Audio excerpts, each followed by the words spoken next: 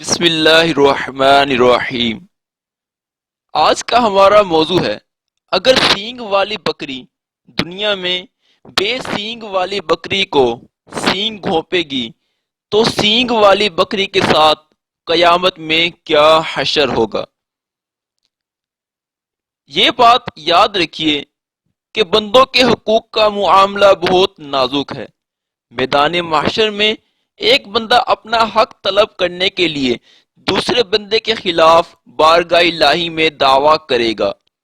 افسوس، اب ایسا لگتا ہے کہ دین سے دوری اور بے عملی کے سبب لوگوں نے بندوں کے حقوق کے معاملے کو بہت ہلکا سمجھ لیا ہے۔ مثلا کہیں سیٹھ نوکروں کے حقوق ادا نہیں کر رہا تو کہیں نوکر سیٹھ کی چیزوں کو نقصان پہنچا کر اس کے حقوق ضائع کر رہے ہیں۔ کہیں والدین بچوں کو ان کے حقوق دینے پر راضی نہیں تو کہیں اولاد ماں باپ کے حقوق پر ڈاکہ ڈالے ہوئے ہیں۔ کہیں بیوی اپنے شوہر کے حقوق میں کوتاہی کر رہی ہے تو کہیں شوہر بیوی کے حقوق ادا کرنے سے جان چھڑا رہا ہے۔ کہیں رشتہ داروں میں حقوق کی ادائیگی کے معاملے میں سالوں سے جنگ جاری ہے تو کہیں پڑوسیوں کے حقوق میں کوتاہی ہو رہی ہے۔ یاد رکھیے، یہاں اگر کسی نے کسی کا حق مارا ہے تو عقل مندی اسی میں ہے کہ وہ یہیں پر ادا کر دے یا معاف کروا لے، ورنہ آخرت میں شدید رسوائی کا سامنا کرنا پڑ سکتا ہے۔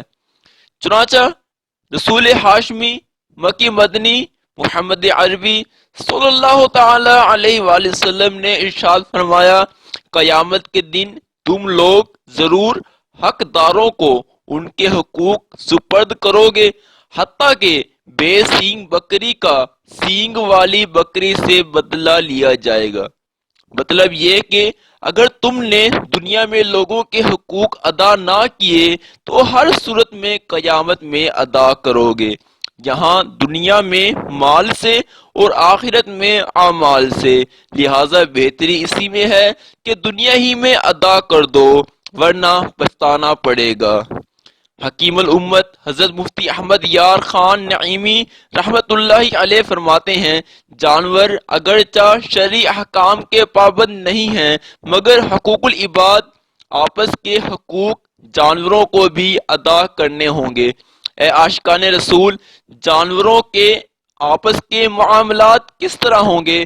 آئیے سنتے ہیں مفتی صاحب کیا فرماتے ہیں۔ اگر دنیا میں سینگ والی بکری نے بے سینگ والی بکری کو سینگ گھونپا تو قیامت میں سینگ والی کے سینگ بے سینگ والی بکری کو دے دیے جائیں گے اور وہ اس کے بدلے میں سینگ گھونپے گی۔